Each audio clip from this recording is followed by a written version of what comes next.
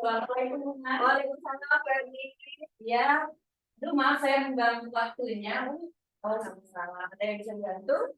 Iya, begini, saya mendapatkan tugas dari program Guru Penggerak Akademik ini, yaitu tepatnya di modul 3.1 untuk kegiatan demokrasi kontekstual, bahwa kami itu ditugaskan untuk mewawancara kepala sekolah. Tadi kami sudah melaksanakan wawancara ke kepala sekolah di satuan pendidikan sendiri, namun yang berikutnya ke kepala sekolah di satuan pendidikan yang lain. Nah, mohon maaf mungkin saya menjatuhkan tangan ke Bu Maya, kebetulan sudah dekat dan kebetulan kemarin sudah ngobrol-ngobrol sedikit gitu ya Bu ya. Oke, nggak apa-apa. Asal selama ada yang bisa saya bantu, insya Allah saya bantu. Kan kita sama-sama belajar. Nah, betul. Saya juga belajar dari Bapak Ibu semua. Mungkin juga ada beberapa apa yang pernah saya lakukan bisa menjadi referensi. Betul, betul. Referensi bukan selalu tinggi ya, tapi referensi dalam saat kita melaksanakan tupoksi sehari-hari gitu. Nah, kami di sini mungkin fokusnya ingin mendapatkan sebuah wacana mengenai praktik dalam pengambilan keputusan yang selama ini dijalankan oleh Bu Maya di sekolah sebagai kepala sekolah, terutama dalam menghadapi kasus-kasus yang berkaitan dengan nilai kebajikan. Dari nilai-nilai kebajikan itu tentunya tidak selalu ada yang selaras, namun mungkin saja ada yang saling bersinggungan. Nah, itu mungkin lebih ke kasus dilema etika gitu ya Bu ya. Iya. Nah, nanti saya pribadi mungkin ingin mengetahui praktik-praktik apa saja yang selama ini sudah dijalankan. Kami memiliki 8 pertanyaan nanti Bu. Oh iya, ya, boleh. Yang berkaitan dengan pengambilan keputusan berdasarkan 4 paradigma dalam pengambilan keputusan, kemudian 3 prinsip dilema etika dan 9 langkah pengambilan keputusan. Insya Allah. Baik. Barangkali kalau Ibu sudah berkenan memberikan izin bagi saya untuk mewawancara Ibu, bisa kita mulai. Mangga, silakan ya. Baik, yang pertama Bu, ya, selama ini bagaimana Ibu dapat mengidentifikasi kasus-kasus yang ada di sekolah? Apakah itu termasuk dilema etika atau mungkin rujukan moral? Sebelum saya menjawab pertanyaan, boleh kan saya sedikit bertanya? Boleh. Maksudnya kasus-kasus ini dalam bidang apa? Karena di sekolah itu banyak sekali kasus yang terjadi. Ada kasus pembelajaran, ada yang lebih mengarah ke manajerial, ada yang ke ya kita tahu lah ini dalam konteks apa supaya tidak terlalu melebar dan Bapak Ibu mendapatkan tepat sasaran. Ya, kalau untuk kasus mungkin tidak dibatasi sih Bu ya. Cuman kita intinya kalau misalnya suatu kasus satu pihak merasa benar, pihak berlawanan juga merasa benar, itu namanya mungkin dilema etika. Ya. Kemudian apabila satu sisi benar, namun satu sisi lain salah, lebih ke bujukan moral. Jadi kasusnya itu mungkin yang pernah Ibu selesaikan saja di sini, baik itu mau ke manajemen, baik itu keuangan, ataupun kesiswaan, pembelajaran itu jadi Oh, bebas ya, bebas ya. Alhamdulillah ala kulli hal ya.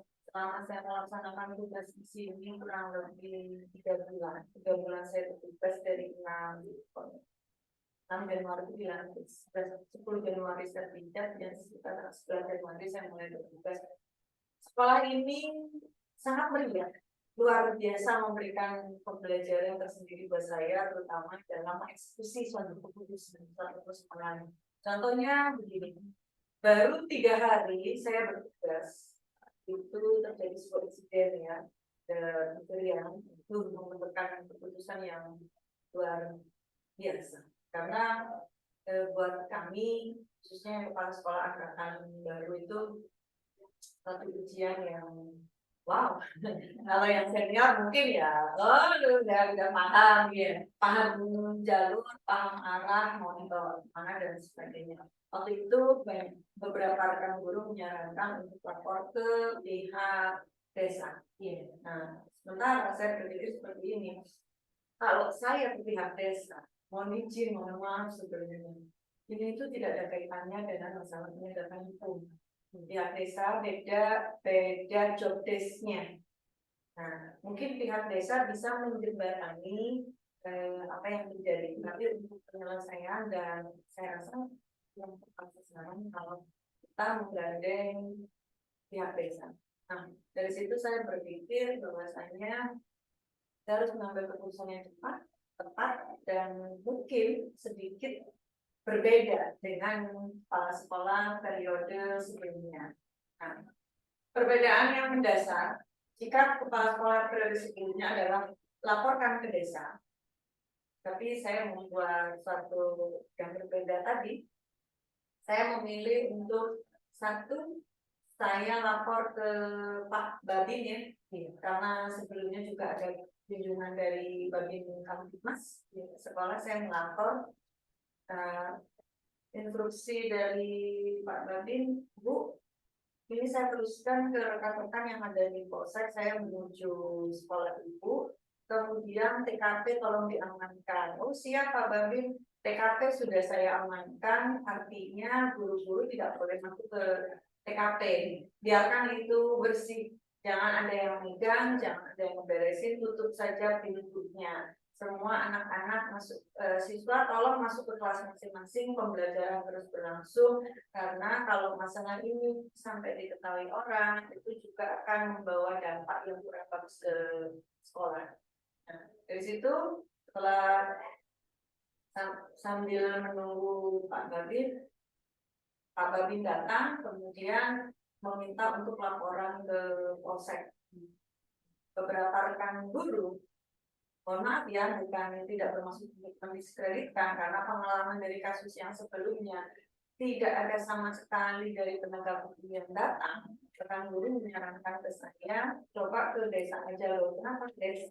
Saya tanya, kenapa harus ke desa? Ini masalah pencurian bukan job desk-nya desa. Kalau kita ingin membangun sistem keamanan, boleh kita menggandeng pihak desa bekerja sama untuk saling sinergi, ya itu tidak ada masalah. Tapi ini beda kasusnya dengan berbagai macam pertimbangan akibat ada oknum mungkin yang tidak bertanggung jawab dari pihak petugas sendiri. Intinya saya tetap memaksa, silakan lapor ke Polsek. Saya memerintahkan di sini dalam artian saya sebagai manajer ya. Saya memerintahkan satu orang guru ke Polsek. Kemudian saya memberikan satu jaminan, kalau seandainya nanti dipersulit, saya akan turun tangan. Silakan Bapak laporkan ada pencurian. Kita tunggu tim untuk olah TKP, baru nanti kita bisa mengambil keputusan untuk tahapan selanjutnya. Nah, guru itu ragu-ragu. Tidak perlu, kita tidak perlu gitu, tidak bisa. Normatifnya, ketika ada kasus pelanggaran hukum, kita harus lapor ke pihak kepolisian. Mulai dari tingkat desa mungkin yang dibina oleh Babin Kamtibmas, kemudian ke tingkat Polsek dan seterusnya gitu. Karena kita ini paling dekat adalah Babin Kamtibmas dan Polsek, ya sudah benar. Sudah nggak usah takut, saya yang bertanggung jawab di sini, cepat laporkan. Mumpung TKP-nya belum terlalu biarkan TKP itu rusak di kata kunci. Sudah selesai. Guru-guru semuanya masuk kelas, tidak ada yang boleh keluar. Mengajar seperti biasa. Saya yang menunggu, akhirnya ya alhamdulillah datang tim olah TKP dari Reskrim Polsek. Saya biasa ada prosedur wawancara dan sebagainya, kami dengan baik. Karena barang yang hilang ini adalah aset milik negara. Nah, saya berkoordinasi dengan grup riset tentunya. Bisa menyampaikan asal ada surat keterangan kehilangan dari kepolisian, insya Allah kami bisa bantu supaya tidak ada titik lewat. Dan saya berjuang untuk itu. Akhirnya datang pihak kepolisian, kemudian wawancara selesai semuanya, minta deskripsi barang yang hilang. Saya minta lagi seorang guru datang ke Polsek mengambil surat itu dengan memberikan deskripsi barang yang hilang. Dari situ saya tanya keesokan harinya, apakah kemarin dipersulit? Saya tanya begitu. Tidak. Dilayani dengan baik, dilayani. Apakah ada sesuatu yang tidak sesuai prosedur atau di luar prosedur, tidak. Jadi kata siapa kita tidak boleh ke sana. Itu saya bilang, saya menyampaikan seperti itu. Oke, mungkin ini hal yang baru buat ibu bapak ya melihat seperti ini, pengalaman dari kasus yang sebelumnya. Tapi apakah kasus yang sebelumnya itu menyelesaikan masalah? Ternyata tidak. Jadi kesimpulannya adalah kalau kita ada masalah pelanggaran hukum, kita harus mencari solusi yang pas. Solusinya kemana? Ya sesuai dengan job desk-nya. Kita bersinergi ini dengan banyak instansi, antar sekolah dengan sekolah, sekolah dengan pihak kecamatan, dengan puskesmas, kemudian juga dengan pemerintahan desa, tokoh masyarakat, dan sebagainya. Kita tidak bisa hanya semuanya kita tumpukan ke pihak desa, karena sekolah kita kebetulan ada di dekat kantor desa. Nah, nggak bisa, semua ke job desk. Kalau masalah sarpras, ada rehab dan sebagainya, kita bisa sinergis dengan desa melalui musrembang dan sebagainya. Tapi ini pun ada kewenangannya sendiri. Jadi mohon Bapak Ibu seandainya nanti ya misalnya ya ada masalah seperti ini kita sudah tahu arahnya ke mana, apa yang harus dilakukan. Kemudian dengan tim aset sampai alhamdulillah sih surat-surat itu disampaikan ke pihak distrik dan masih menunggu putusannya. Jadi itu problematika problematika pertama dan pengambilan keputusan pertama. 3 hari saya bertugas dan besoknya saya mendapatkan salam selamat datang. Tidak salam. Artinya di situ juga mendewasakan kami semua. Saya sebagai manajer dan teman-teman itu sebagai personil. Nah, situ ada masalah. Kemudian yang kedua adalah pengambilan tentang membangun sistem keamanan. Membangun sistem keamanan ini yang kadang-kadang orang itu langsung standarnya tinggi. Ada CCTV, ada ini, tapi tidak melihat budgetnya berapa. Cukup ya? Kalau sekolah swasta, saya pikir tidak masalah. Kita bisa menggalang dana dari orang tua. Tapi sekolah negeri ini beda. Ada beberapa peraturan yang semua itu sudah di-cover oleh BUSP, jadi dimanfaatkan saja BUSP. Itu karena ya alhamdulillah ya dulu sebelumnya juga saya sama banyak belajar tentang manajerial walaupun saya sebagai seorang guru. Jadi ketika dihadapkan pada masalah seperti itu saya tidak terlalu kaget. Oh ya, membangun sistem keamanan ini saya minta data ke rekan-rekan ibu. Data bagaimana sih kondisi kalau kita ini malam hari ini situasinya seperti apa dan bagaimana, tidak ada yang berani saya tidak tahu itu kenapa apa-apanya melanggar ya sudahlah kami dirawat hubungannya, jadi mereka merasa ini adalah kebiasaan jadi tidak perlu ini. Nah nanti silakan digolongkan dikategorikan sendiri oleh Bapak Ibu ini masuk kategori yang mana, yang benar salah atau yang apa tadi silakan. Akhirnya saya malam hari jam 9 malam saya ke sekolah. Saya mengamati situasi di sini. Ya, saya mengamati situasi di sini sampai dengan jam 10:30 malam. Saya tidak masuk ke sekolah, saya hanya melihat situasi di depan, sambil berdiri. Beberapa orang menyarankan untuk kerjasama dengan pihak desa, tapi ternyata pihak desa juga banyak yang kurang. Nah, jadi otomatis kita harus bisa mandiri, kita nggak bisa mengandalkan institusi lain selain diri kita, lembaga lain. Nah, jadi saya berpikir, oh berarti sistem keamanannya saya mulai merancang, dibangun dari mana merancang itu masuk ke dan ya memang waktu itu banyak beberapa personil kurang setuju dengan berbagai macam pertimbangan. Tapi menurut saya, kalau kita bertindak sesuatu dengan benar, insya Allah tidak ada masalah. Bukan berarti hal seperti ini itu harus kita biarkan. Sesekali kita harus memberikan gebrakan. jangan macam-macam dengan sekolah kamu. Tuh, intinya kan seperti itu. Jangan macam-macam. Anda itu bertindak di organisasi salah satu lembaga pemerintah ya, yang paling sektor paling kecil lah, bisa dikatakan desa, sekolah itu kan perwakilan pemerintah yang paling kecil. Nah, Anda mengacak-ngacak rumah saya, mengacak-ngacak lembaga pemerintah walaupun sektornya yang paling kecil. Itu jangan minum. Saya menyampaikan, dan itu pun ya mungkin pemikiran saya berbeda. Berbeda, dan saya tidak takut untuk dicap sebagai orang yang berbeda. Itu saya tindak lanjuti waktu itu ada kegiatan sosialisasi KM. Ada perkenalan Kapolsek baru. Oh iya. Ya, perkenalan Kapolsek baru. Nah, di situ ada yang mau bertanya, ya saya langsung bertanya. Saya menyampaikan undang-undang dalam hati saya, ya Bapak membuka forum untuk masyarakat curhat, ya tolong dengarkan saya. Artinya bukan saya menuntut lebih, tidak.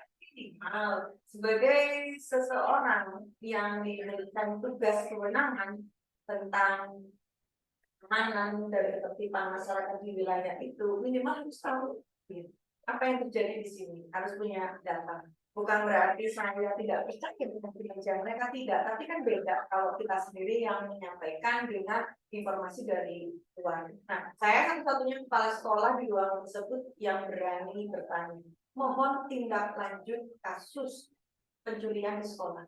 Itu sangat-sangat merugikan kami. Beliau menyarankan untuk pasang CCTV. Sekolah kamu tidak mampu pasang CCTV. Satu CCTV harganya 3 juta. Kalau 2 CCTV di 2 titik sudah 6 juta. Lebih baik itu saya berikan atau saya belanjakan untuk hal-hal yang lebih skala prioritas. Saya membangun sistem keamanannya bukan melalui CCTV, Bapak mohon izin. Jadi saya ini mohon sekali ada kasus ditindaklanjuti, dan sesekali Bapak itu berkunjung dengan anggota Bapak, ya istilahnya mau saya itu dengan ya ada lah, boleh lah pakai seragam, itu boleh ke sekolah. Jadi kata siapa? Aparat berseragam tidak boleh masuk sekolah, tidak, tapi itu memberikan kita satu, mengenalkan profesi ke peserta didik, kedua kita memberikan bukti bahwasanya sekolah ini itu ada kerjasama. Jadi pada pihak-pihak yang akan berbuat merugikan sekolah, tolong di skip dulu deh rencana itu. Nah, di situ dan beberapa senior mengatakan sempat masuk, saya terlalu berani, tidak masalah. Saya tidak melanggar norma apapun dalam hal ini, dalam prinsip saya, yang penting saya tidak melanggar aturan. Saya akan bekerja dengan baik dan benar. Kenapa harus baik dan benar? Karena yang baik itu belum tentu benar. Sementara yang benar sudah pasti baik dan harus dibiasakan. Nah, di situ ya. Jadi kalau di sekolah ini pertentangannya itu sebenarnya banyak sekali ya Bapak Ibu. Terutama mungkin pemikiran saya yang berbeda dengan rekan-rekan guru. Saya ini ASN yang paling muda di sini ya. Saya masih muda. Jadi ibaratnya saya ini memimpin senior-senior. Yang saya pimpin ini senior semua. Saya tidak mendiskreditkan senior, tapi yang jelas sudut pandang senior dengan sudut pandang junior itu beda. Zamannya pun berbeda, ya betul kan? Nanti zaman sekarang, aduh berbeda banget dengan waktu kita muda. Saat kita berada di usia mereka, kita sudah berpikir gini. Sementara mereka ya masih beda-beda zaman gitu, jadi wajar. Dan itu saya pahami. Artinya di setiap keputusan yang saya ambil pasti ada pro dan kontra. Dan sebagai bahan pertimbangan ya, atau sebagai pengetahuan ya, mungkin kalau Bu Eti masih sudah tahu ya saya seperti apa gitu, karena kita sering bareng gitu. Terus Bu Eti hanya sekilas saja, tidak terlalu mendalam, karena kelasnya kan beda. Kalau sama Bu Eti itu sudah berapa tahun ya kita sama di kelas yang sama ya, sampai sekarang. Nah, kalau saya selalu melihat apapun yang kita lakukan ada pro dan kita nggak bisa menyingkirkan itu, pasti ada pro dan kontra. Tapi prinsip saya sekali lagi, yang penting seharusnya tidak melanggar aturan. aturan agama, aturan hukum, aturan negara, aturan masyarakat, aturan apapun tidak ada yang saya langgar. Dan yang kedua, saya berpikirnya bukan ini, berpikirnya adalah jauh ke depan. Saya berpikir jauh ke depan. Manfaat yang saya putuskan ini untuk beberapa kali yang akan datang, bukan untuk hari ini. Biarkanlah hari ini saya dihujat ya istilahnya, saya dihujat, dijulipin, dinyinyirin oleh netizen gitu ya, sudah biasa, itu resiko gitu. Itu resiko saya sebagai seorang manusia gitu. Jadi udah nggak ada masalah buat saya. Yang penting saya tidak melanggar aturan apapun, dan ini untuk kebaikan, insya Allah untuk baik kecil. Sama dengan ketika kemarin ada beberapa ustadz didik ya, yang kalau sekilas saya melihat ini kategori ke PDDK, kebutuhan khusus. Tapi ketika saya berdiskusi dengan guru kelas, dengan orang tua, masih ragu untuk merubah profil peserta didik itu dari peserta didik tipikal atau reguler menjadi guru. Saya tanya, kenapa ragu? Justru dengan PDBK kita merubah data peserta didik dengan dari tipikal ke PDBK, ini suatu solusi buat anak, suatu solusi buat siswa. Artinya kita menjalin dengan pihak-pihak yang berkompeten, yang ahli di bidangnya untuk melakukan iya, daripada dibiarkan tidak ada solusi buat apa gitu. Kita ini lembaga pendidikan ini berpikirnya jauh. Apa yang kita ajarkan hari ini berguna bagi kehidupan mereka bertahun-tahun yang akan datang, bahkan di bawah selama seumur hidup. Kalau kita tidak melakukan sesuatu, kita berdosa. Tupoksi kita berarti ada yang tidak dilaksanakan, ada yang tidak dicentang gitu. Ya, idealis mungkin, tapi kan kita berikhtiar ya. Sebagai seseorang yang berkecimpung di dunia pendidikan, nah, di situ tidak ada yang berani merubah PDBK. Ya, saya begini, ada hal yang bisa saya asesmen, tapi saya ini belum berani mengasesmen. Artinya saya akan menggandeng pihak dari SLB. Perawatnya tidak mau. Oke, Bapak, saya beri Bapak waktu selama sekitar 3 bulan ini. Kalau memang Bapak belum bersedia, tidak ada masalah buat saya, karena saya ini hanya sekolah dan sebagai fasilitator. Pengambilan keputusan itu ada di orang tua. Sekolah yang memberikan ini sudah selesai. Kalau saya, menurut Ibu bagaimana? Kalau saya akan saya tidak ragu, saya tidak malu mendaftarkan anak saya ke PDBK untuk penanganan dia dengan anak. Dan itu memang perlu kita seperti itu, membuka pemikiran yang masih terkunci ya, mindset-nya itu masih terkunci, kita buka itu. Dan itu saya menyampaikan begini, oke Bapak, tidak masalah kalau Bapak belum mau putra Bapak ini dijadikan sebagai PDBK. Saya memberikan Bapak waktu 1 bulan. Seandainya anak itu nanti yang bersangkutan tidak mantul lama bisa mengikuti instruksi dengan baik, bisa melakukan tagihannya dengan baik, Bapak boleh seperti itu. Tapi ketika 1 bulan itu anak Bapak atau Bapak ini takut, tagihan tidak ada yang distorkan ya, tidak bisa mengikuti instruksi dan sebagainya, wajib saya yang akan menangani perawat. Kenapa? Itu aman Bapak kepada saya sebagai kepala sekolah dan seperti ini. Monggo silakan, nggak dipikirkan ulang. Boleh mencari rujukan lain, silakan dengan dokter-dokter yang ada di puskesmas, silakan. Itu saya membuka dengan tangan terbuka. Itu salah satu di kelas 5. Ada juga yang di kelas 2. Kalau di kelas 2 itu sudah sangat-sangat pas.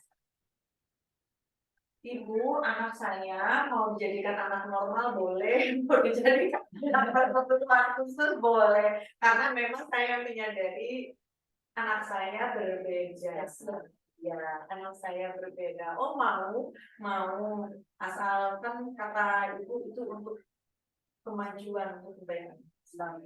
Ya, saya boleh. Nah, di situ orang tua sudah ikhlas ya, seperti itu sudah oke. Tapi tantangannya muncul dari guru kelasnya. Guru kelasnya mampu tidak menangani itu. Saya bertanya, mampu tidak? Kalau belum mampu, mari kita belajar bersama. Belajar bersama, kita saling sharing. Saya juga nggak sempurna, saya masih ada kekurangan, banyak sekali kekurangan. Oh, saya punya pengalaman saja mempunyai PDBK di sekolah yang sebelumnya, dan saya pernah secara intensif membimbing PDBK dengan hambatan disleksia. Kemudian di kelas saya, jadi saya paham, saya mengerti. Minimal pemahaman saya ya tidak 0% lah. Nah, di situ guru kelasnya yang maju mundur, kemudian dilimpahkan semua ke saya. Saya ya udah sama ibu aja. Loh, ya nggak bisa sama saya di situ kan sebagai manajer. Bapak ibu itu guru kelas yang harus mendampingi anak-anak. Kalau sesekali saya pegang boleh, tapi kalau setiap hari tidak, itu menyalahi aturan yang berlaku. Nah, monggo silakan dipikirkan dulu sampai saya tunggu deadline-nya sampai setelah PAT. Nanti kita masukkan ke KTSP dan KUSP tentang itu. Silakan Bapak Ibu harus punya persiapan dulu secara mental, karena belajar itu memerlukan mental yang luar biasa. Apalagi mempelajari hal-hal yang baru yang selama ini ada di zona nyaman, tiba-tiba saya tarik nih. Saya paksa mereka keluar dari zona nyamannya. Ayo kerjakan ini, ayo kita belajar perubahan. Ya, di zona perubahan. Walaupun mungkin bukan perubahan yang signifikan ya, tapi minimal dengan adanya kemauan mereka untuk belajar itu sudah luar biasa. Iya. Buat saya ya, dampaknya. Dan saya sebagai guru waktu kemarin saya berperan sebagai guru itu, saya bukan guru yang sempurna, tapi minimal saya selalu mau belajar. Gitu. Dan belajar itu tidak harus menunggu. Saya menyampaikan begini ke teman-teman guru di sini. Bapak Ibu itu bersyukur, harus punya rasa syukur yang luar biasa. Ketika Bapak Ibu perlu belajar, ada orang yang mau ngajarin. Sedangkan saya dulu sebagai guru, seringnya saya otodidak. Saya menunggu dari distrik, dintek tidak ada. Ya kan dulu kan gitu ya, makanya panggil dulu. Ada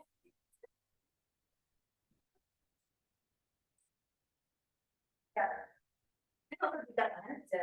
Saya pertama mengajar di Pamekasan juga itu 2011 menghadapi anak PDBK. Granita ringan. Kalau hasil asesmen ringan yang saya lakukan itu granita ringan. Gimana ini? Pak, saya pengen inklusi. Belum ada, Neng. Dari dirinya belum ada. Akhirnya ya, tapi alhamdulillahnya Allah maha baik. Allah maha baik luar biasa buat saya gitu kan. Saya bertemu dengan teman-teman dari PLB, dari pendidikan luar biasa sampai yang di dinas pendidikan provinsi itu. Ayo sih tinggal mau belajar. Jadi udah saya belajar aja untuk tidak gitu. Bapak punya waktu nggak? Punya. Oke, saya mau sharing. Kemudian ada tokoh yang punya ini semacam terapi tumbuh kembang gitu. Saya juga konsul dengan beliau, karena beliau memberikan banyak sekali artikel ya, ini belajar dari artikel yang jadi waktu itu saya biasanya masih sangat muda ya. Kalau sekarang saya 17 tahun, waktu itu saya 10 tahun ya. Itu saya disuruh baca jurnal, baca diktat yang mana terus katanya sudah beda.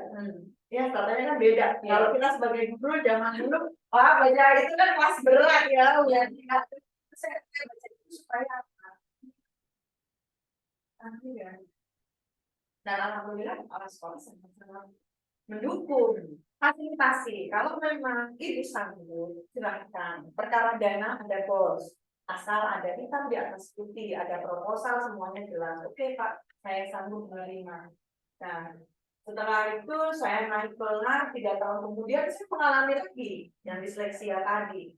Dan itu ada banyak kompleks, ada disleksia, ada lamban belajar. Yang disleksia ini luar biasa, bagi dia tidak bisa baca, bisa baca.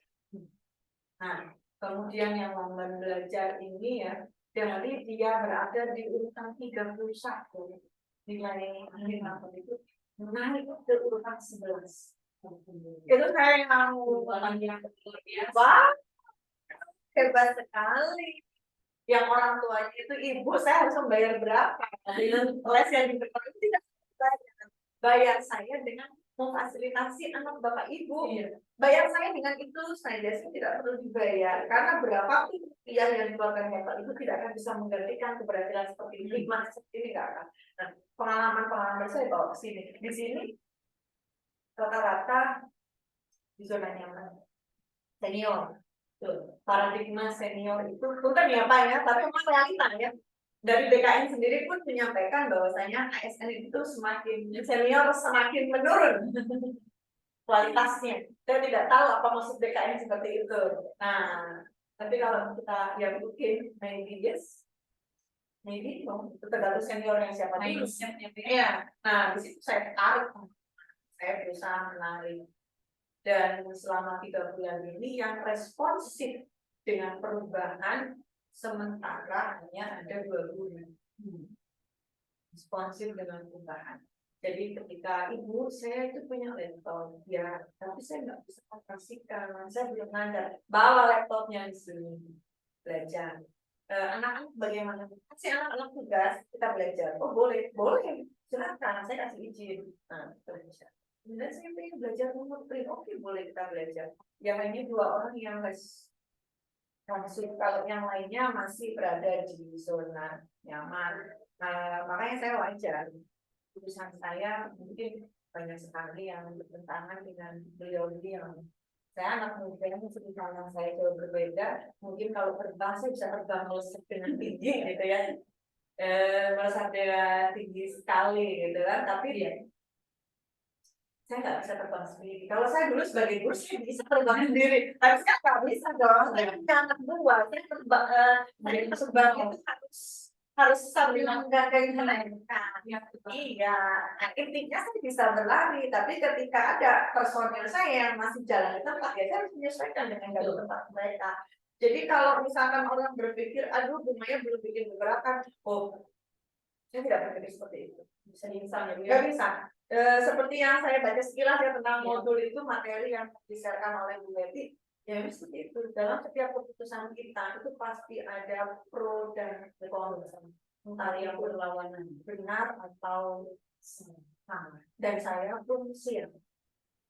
Artinya bukan hal yang baru buat saya di Kutawan ini ya, ketika saya diringirin, dijulipin, apalagi tentang hal yang mungkin semacam perubahan itu bukan hal yang baru buat saya, jadi saya nggak kebal lah istilahnya. Oke, tidak ada masalah. Saya paham bahwasanya dalam diri saya itu pasti ada pro dan kontra, itu selalu ada dimanapun kita berada pasti ada.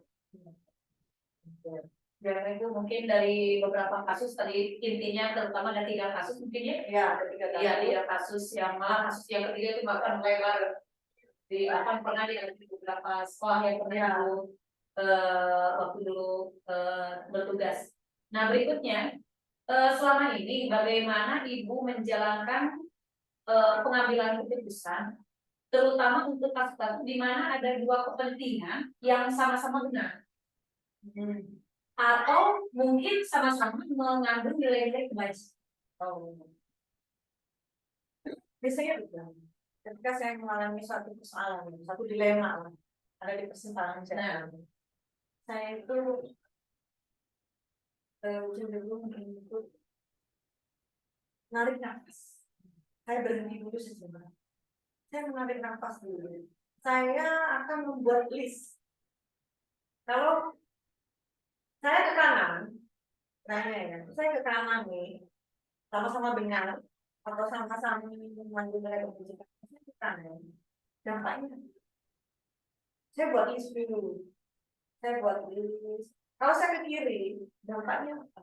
Dan apa istilahnya dengan apa kita bisa meminimalisir resiko, itu yang saya ambil. Jadi ada istilah kita itu sehari-hari selalu menggunakan ilmu, menerapkan ilmu manajemen risiko. Nah, di situ saya berpikir, mana yang sekiranya resikonya paling kecil, artinya lebih banyak kebaikannya daripada negatifnya.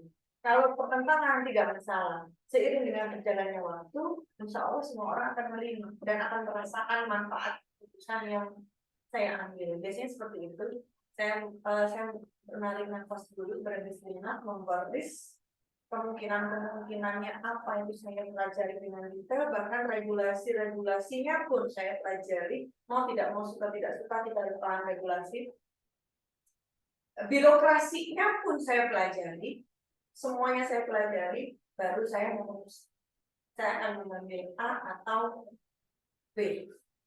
Karena saya yakin apapun yang terjadi dalam hidup saya itu yang terbaik dari Allah. Nah, di situ saya yakin. Tapi bukan berarti saya yakin.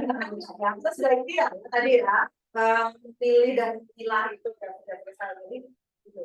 Kalau saya gitu resiko resiko. Dan tidak semua anak buah itu menyukai pimpinannya. Tidak semua pimpinan disukai anak buah. Itu saya paham betul tentang itu. Jarang sekali orang yang punya positive thinking ya, artinya oh mungkin ini begini atau kita berprasangka baik saja.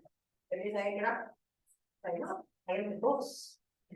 Ya, jadi muncullah sisi egonya. Ayo berbos, ya. Ayo berbos. Saya belum besar, tapi saya juga nggak ngawur ngambilnya. Saya ada tahapan-tahapannya. Dari situ setelah mereka protes, bos. Silakan. Gitu. Yang ada yang protes kan sama pimpinannya. Gitu kan? Kekuatan yang dimiliki. Membuat keputusan. Membuat keputusan.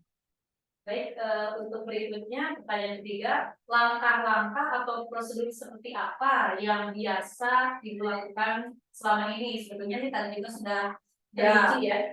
Cuman mungkin kesimpulan nih dari beberapa kasus yang Ibu hadapi, prosedur apa sih yang lebih dominan, lebih oke? Saya ini orangnya sebenarnya itu agak-agak people pleaser ya, atau orang yang nggak bisa, nggak tega. Dari hati saya paling dalam. Tapi saya bisa berubah menjadi model dan menyesuaikan kebutuhan. Nah, biasanya kalau memang masalah itu sangat kompleks, saya tidak hanya melakukan seperti yang tadi sudah saya sampaikan ya. Biasanya saya akan mencari referensi atau sharing dengan beberapa orang. Yang pastinya orang-orang yang saya ajak sharing ini adalah orang-orang yang kompeten di bidangnya dan sesuai dengan masalah yang saya hadapi. Contohnya seperti ini. Saya ingin melakukan sesuatu dalam sekolah. Saya konsul dengan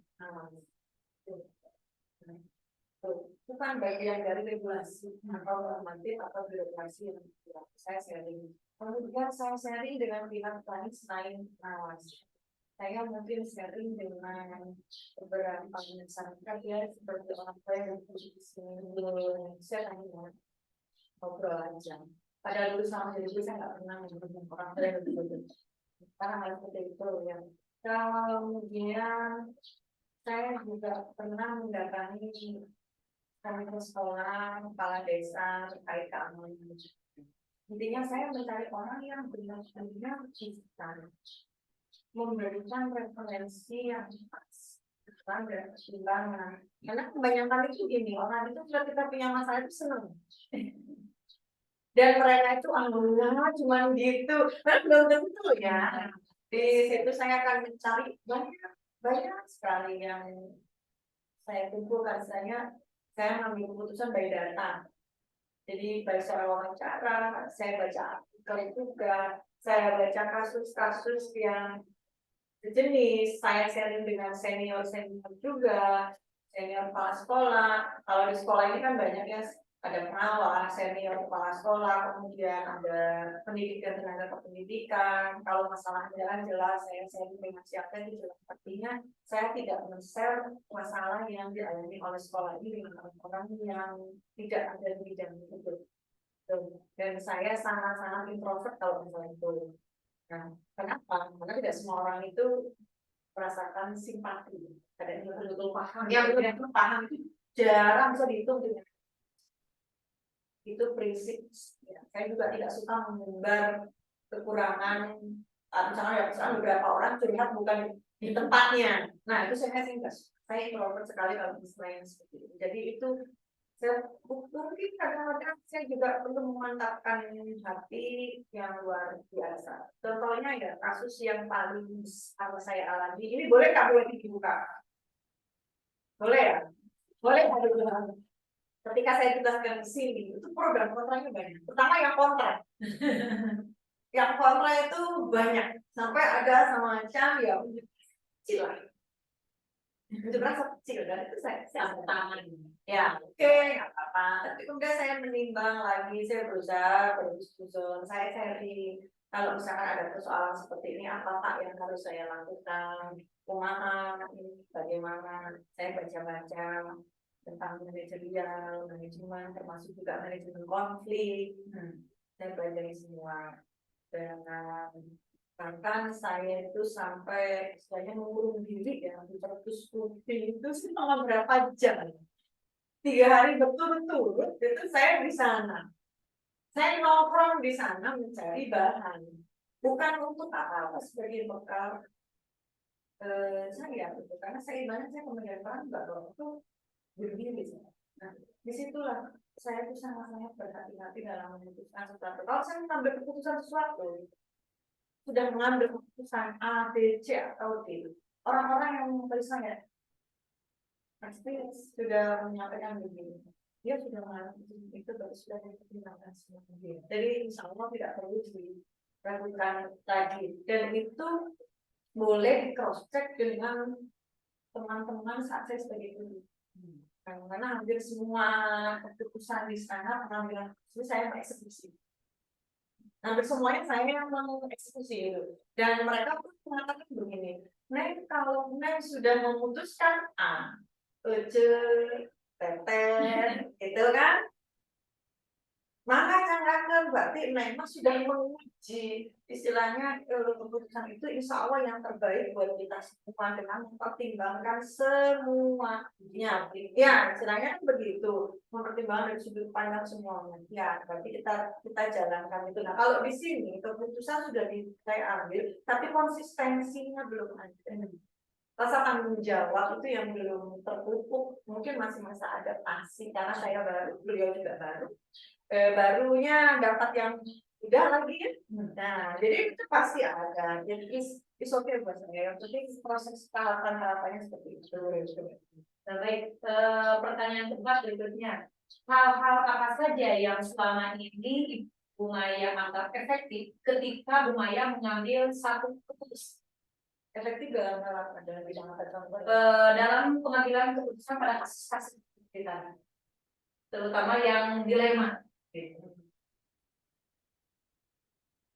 Supaya keputusan itu berjalan. Betul. Supaya keputusan itu diterima dengan baik.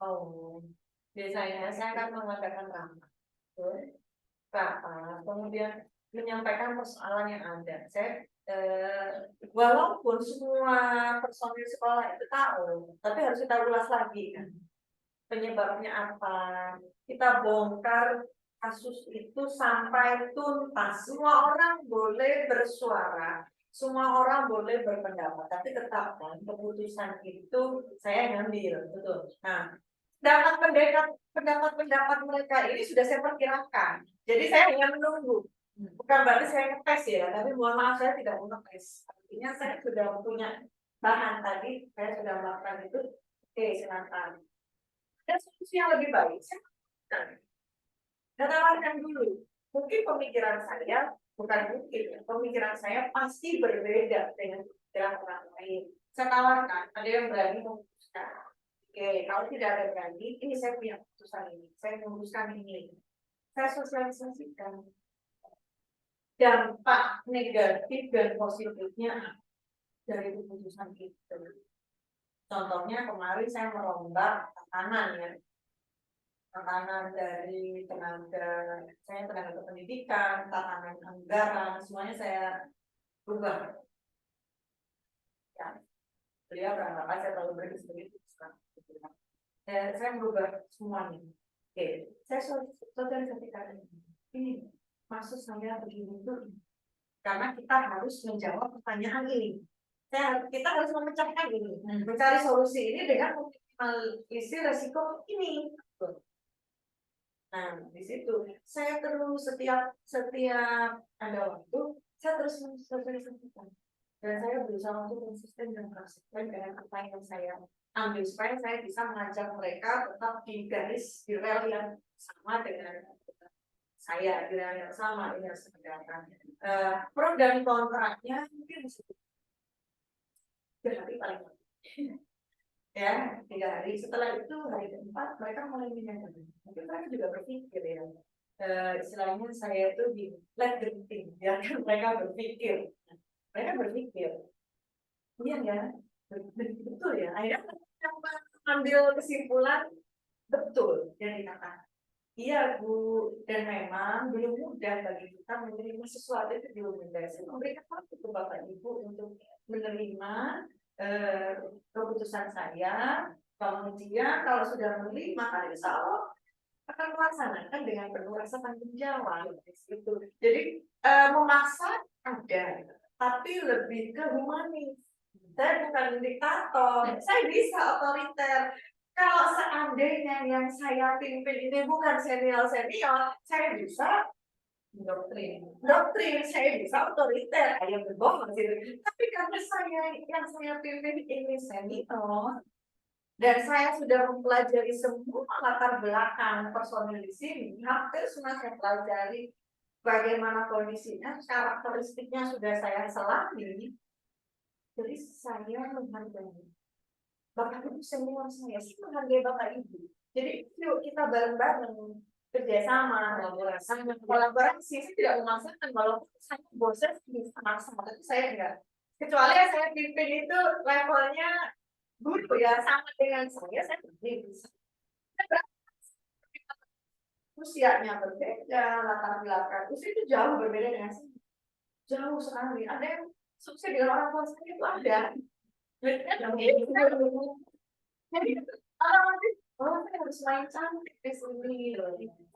Main polo, kita tidak boleh berkata walaupun dalam hati harus dulu. Saya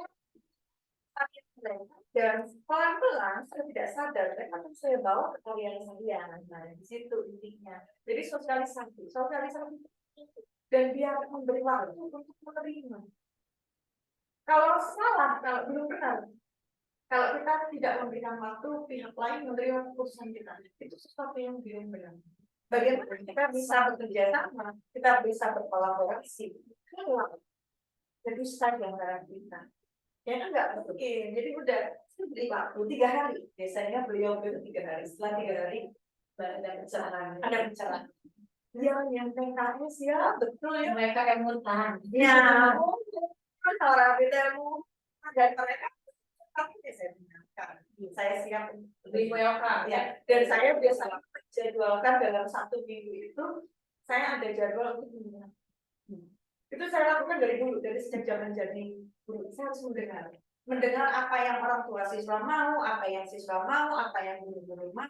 Saya harus mendengar, karena dari mendengarkan itu semacam kritik yang membangun, yang membuat kita berinovasi. Nah, di situ biasanya seperti itu ya. Baik, yang selanjutnya nih, hal-hal apa saja yang selama ini jadi tantangan ketika ingin mengambil satu keputusan pada sebuah kasus. Tantangan yang paling besar yang pernah dialami apa? Tantangan yang paling besar adalah perbedaan cara pandang, pola pikir, dan perbedaan mindset. Saya mungkin tipenya anak kekinian. Dan sekarang saya dipaksa hidup nih, membawai orang tua saya, sementara saya gitu ya. Dan itu pasti kalau dibilang jurang kondisi emang tinggi banget, tinggi sekali. sangat-sangat tinggi, dan seniornya di sini berbeda dengan senior yang pola pikirnya sudah terbentuk. Kalau di sini pelan-pelan, ya mungkin masih tertutup, tapi pelan-pelan bentar. Gitu kan, seniornya macam-macam ya. Gitu. Nah itu yang tantangan yang paling perbedaan cara berpikir, cara pandang, dan mindset. Kalau mindset saya kerja yang benar, saya berikhtiar yang benar, hasilnya mah gimana nanti. Yang penting saya prosesnya harus dulu aja. Jadi saya prosesnya benar dulu, saya kerahkan upaya maksimal saya. Hasil gimana nanti. Kalau kita sudah maksimal, insya Allah hasil Ikhtiar. doa dan ikhtiar maksimal, insya Allah Allah tidak akan terbaik. Apapun ya, Apapun itu pasti yang terbaik. Nah di situ dan sementara ya itu perbedaan cara pandang. Kalau di sini rata-rata mindsetnya masih kebiasaan. Atau kebiasaan nama, dan saya paling anti dengan kebiasaan. Bukan berarti saya nggak suka artis ya, saya suka, sangat suka. Cuma yang biasa itu begitu baik dan benar. Sementara yang benar dan baik harus dibiasakan. Nah itu prinsip saya itu cara pandang dan cara berpikir yang tantangannya luar biasa. Dari sini belum paham. Artinya sama yang kita gali lagi ini belum. Kalau di sekolah saya yang lama, ketika saya sudah mode jubis itu, mereka tahu dan ngerti. Sebenarnya perlu waktu untuk berpikir. Dan kalau di sini ketika saya mode seperti itu, saya nggak mau menemui orang, saya langsung masuk aja di sini sampai dari pagi sampai siang saya di sini. Karena ingin mencari inspirasi gitu. Saya ini aja yang saya lakukan, dah selesai. Dia pulang, saya pulang. Artinya kondisi saya sedang tidak baik-baik saja. Saya tidak mau memberikan energi negatif ke orang-orang di sekitar saya. Jadi lebih baik saya masuk, saya mengambil jeda, menarik nafas, menenangkan diri supaya setelah ini saya bisa melangkah menjadi orang yang lebih baik. Nah, teknik stop, teknik mindful. Udah, saya nggak mau. Jadi kalau saya sudah mode begitu, sudah. Saya dulu lagi mode gitu, tapi kan enggak cuma badannya ini. Dan pasti kalau sudah proses seperti itu, mereka kembali ke yang nalar, apa pengembangan sekolah kita gitu. Ini harus begini. Jadi makanya saya dibiarkan. Dan itu saya berterima kasih sekali ya untuk orang-orang yang memberikan saya ruang. Karena kita perlu ruang, jadi bapak ibu pun perlu ruang. Ketika kondisi kita sudah bad mood, sudah energi negatif saja yang kita peroleh. Keluarnya sebentar, relax dulu, tarik nafas dulu. Maka itu cuma menarik nafas, karena kalau kita tidak menarik semuanya tetap dari meledak, dan meledaknya mayoritas tidak tepat sasaran. Akhirnya mengakibatkan kerusakan di mana? Terus lagi masalah baru, jadi lebih baik saya menenangkan diri dulu. Sampai sekolah sambil mencari buka laptop, dan saya mau ngapain ya terserah bebasin. Pokoknya saya tidak mau menularkan energi negatif. Ya, kadang-kadang ketika memang energi negatifnya terlalu besar ke saya, terlalu besar sampai berimbas ke saya sakit kepala atau ada sesuatu yang ke fisik ya, saya lebih memilih tidak sekolah. Saya tidak sekolah. Saya harus mencari waktu. Saya harus mencari waktu untuk menenangkan diri. Hilangnya kemana? Biasanya kalau di rumah nggak bisa, ya sudah saya ketemu. Cari solusi sampai saya menemukan siapa orang yang bisa ngatur. Dia ada teman yang ngatur, dia kompeten di bidang ini, ya saya temuin aja. Ngapain mau sih sharing? Dan itu dari kecil ya. Saya melakukan itu dari kecil, dari sekitar SMP yang sudah terbiasa seperti itu. Baik, tadi kan dari beberapa jawaban sebelumnya nih, Ibu sudah memiliki jadwal untuk sengaja berbincang dengan rekan-rekan ya di sini anak buah lah gitu ya, dan para guru di sini untuk barangkali membuka ruang untuk mereka curhat atau mungkin berbagi pengalaman atau apapun itu. Nah, apakah jadwal untuk penyelesaian kasus pun Ibu punya jadwal tertentu? Gimana? Apakah itu yang langsung harus diselesaikan di tempat? Mungkin juga ada waktu untuk penyelesaian di lain waktu? Atau gimana? Sekarang oh, mana yang terus menjadi prioritas pertama itu yang saya selesaikan. Bukan berarti yang lainnya diangkat ya, betul. Tidak. Semua masalah itu mesti ada skala prioritas, punya timeline, punya deadline. Dan saya menerapkan skala prioritas. Tidak ada jadwal. Tidak ada jadwal secara tertulis. Tidak ada tersurat, tapi pasti ada.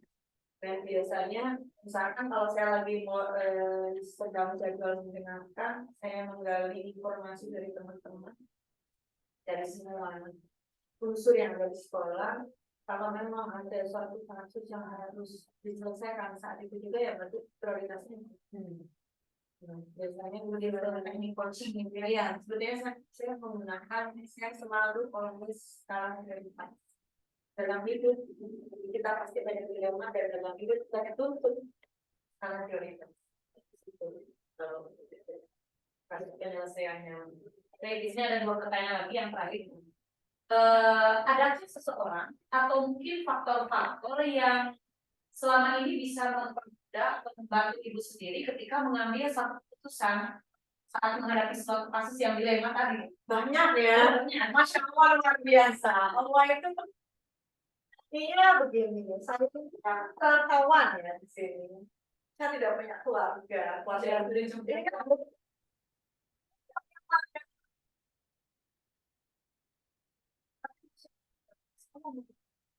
selalu bersyukur. Ya Allah, terima kasih. Engkau menghadirkan orang-orang, kamu itu menghadirkan situasi, kesempatan, orang-orang yang luar biasa.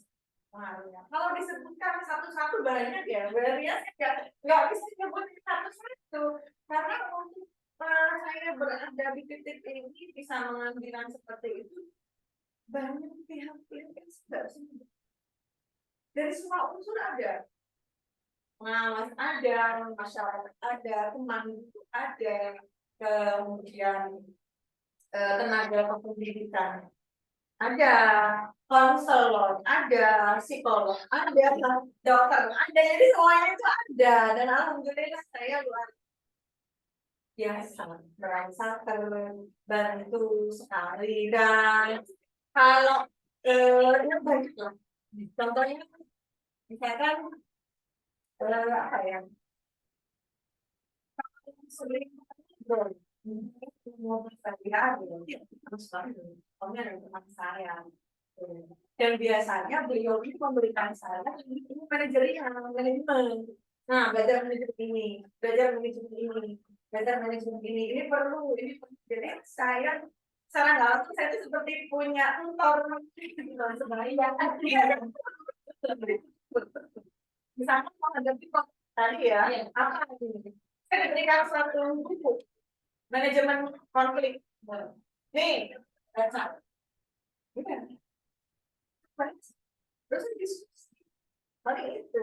Kalau memang dari suami itu belum pas gitu solusinya, saya kita harus narasumber yang lain. Nanti itu akan saya kan dibuat rangkuman gitu.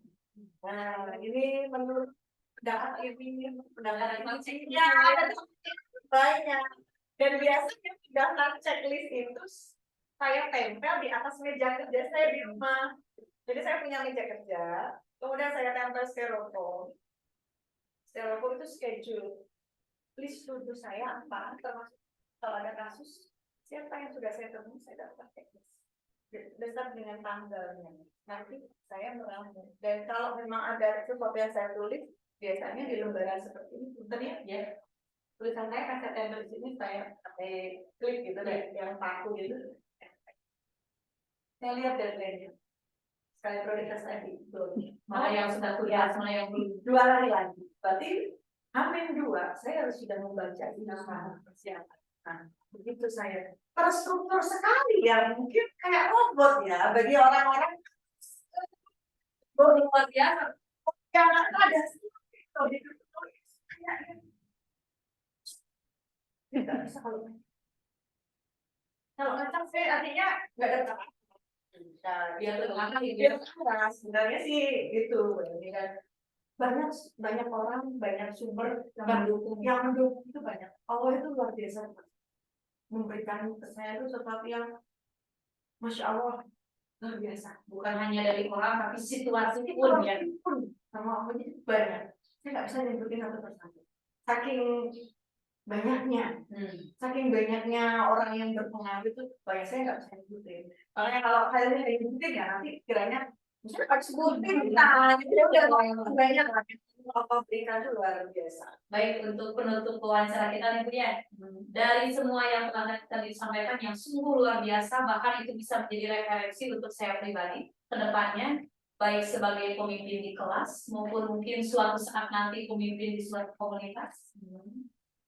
Pembelajaran apa nih yang bisa Bu Maya petik dan pengalaman ini dari pengalaman ketika mengambil keputusan.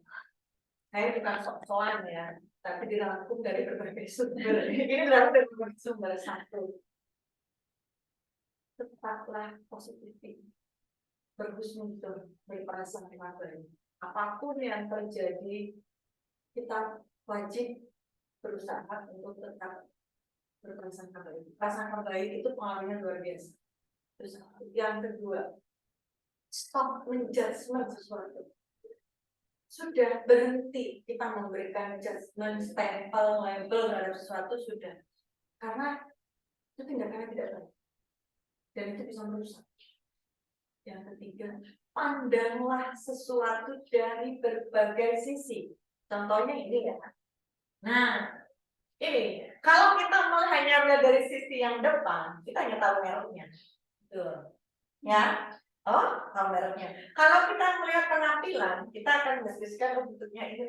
Tapi kalau kita memandang dari berbagai sisi, dari sisi atas lihatnya bagaimana, sisi bawah bagaimana, depan, belakang, samping kanan, samping kiri, bahkan kita baca komposisinya sampai kita gunakan, kita coba, ini kita bisa lihat ya, kaya dengan semua hal tentang satu botol hand sanitizer, bukan iklan ya, tapi itu perlunya memandang sesuatu dari berbagai sisi. Kalau kita memandang dari satu sisi, kecil kemungkinan keputusan yang kita ambil itu mendatangkan manfaat yang ruang lingkupnya yang luas. Tapi kalau kita memandang dari semua sisi, itu luar biasa. Nilai-nilai kebajikan Banyak sekali yang bisa kita gali ya.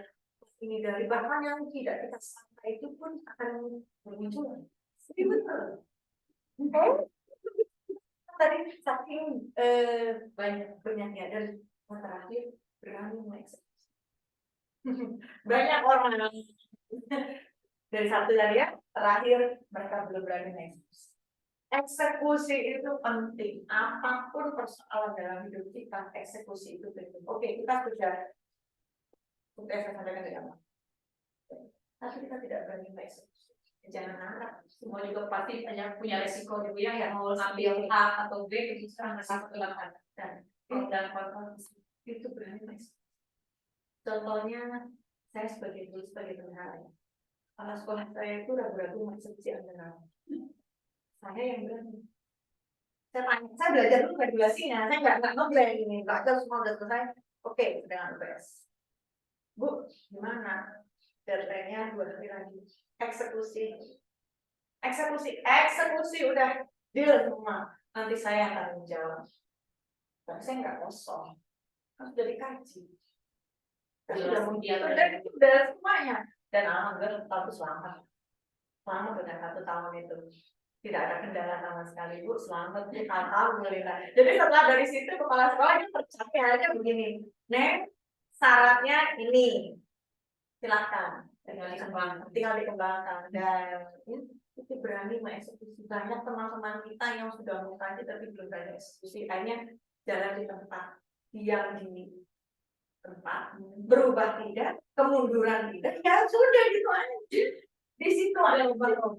Nggak berubah, geser pun, ya, masih mending dari tempat, ada kakinya, ada. Jadi bukan masih pusing, jangan Banyak ketakutan. stop dengan apapun. Tidak ada aturan di kalangan. Dengan Indonesia ya dia Berarti kamu benar, iya. tapi karena salah, ya itu mungkin jiwa rebeli saya yang kadang-kadang yang kepala rata ya. Dan saya mengakui itu. Jadi ya itulah yang bisa saya share kepada Bapak Ibu ya. Dan mungkin juga saya tidak tahu apakah ini akan menginspirasi atau tidak, tapi yang jelas kita sharing yang mudah-mudahan dari apa yang sudah saya ceritakan tadi, mohon maaf banyak kekurangannya, saya manusia biasa, ada kelemahannya, dan semoga menjadi ilmu yang bermanfaat, amin, buat Bapak Ibu semuanya, karena ilmu yang bermanfaat itu sangat penolong kita, mudah-mudahan apa yang saya bilang ini bermanfaat dan mohon kurangannya banyak, jadi itu banyak kurangnya, banyak salahnya, saya sadar, dan terima kasih banyak untuk semuanya ilmunya hari ini. Iya, sama-sama. Saya juga justru yang saya harus berterima kasih. Pertama sudah diberikan kesempatan, diberikan waktu untuk berbincang di sini. Dan saya pun mungkin dari beberapa kasus bisa menjadi referensi juga untuk saya ke depannya. Alhamdulillah. Dan kurang ini menjadi inspiratif dan bahkan saya bisa mencari lagi solusi lain yang mungkin jauh lebih baik, walaupun sekarang belum ada gambaran yang ini nih. Tapi dari pemaparan yang Ibu sampaikan tadi, alhamdulillah sedikit saya juga mulai terbuka dengan yang namanya penyelesaian kasus, kemudian pengambilan keputusan itu tidak bisa semena-mena kita ambil, kita butuh waktu dan terutama koordinasi dengan yang lain. Baik, terima kasih Ibu. Mudah-mudahan apa yang Ibu sampaikan dari beberapa pertanyaan tadi saya juga kepada Ibu itu bermanfaat bagi kita semua, terutama bagi saya pribadi. Mungkin saya juga mohon maaf sudah menyita waktu yang cukup lama nih. Iya, terima kasih Umay. Mudah-mudahan kedepannya kita bisa berkolaborasi lagi. Amin, insya Allah tunggu. Iya, tunggu semuanya. Saya belajar, tunggu pokoknya. Jangan melihat status saya sebagai kepala sekolah, enggak. Karena kita sama. Kepala sekolah kan guru. Ya udah kita kerjasama aja, nggak usah bawa embel-embel. Status itu hilangkan lah. Saya juga alhamdulillah sudah koordinasi dengan Bu Eti. Akhirnya kita putuskan semuanya saja kita pertama kita keduanya sudah memiliki pengalaman nih sebagai seorang pemimpin di satu sekolah, mudah-mudahan untuk depannya menjadi pengalaman berharga. Amin. Terima kasih teman-teman. Waalaikumsalam. Nah, terus itu mah.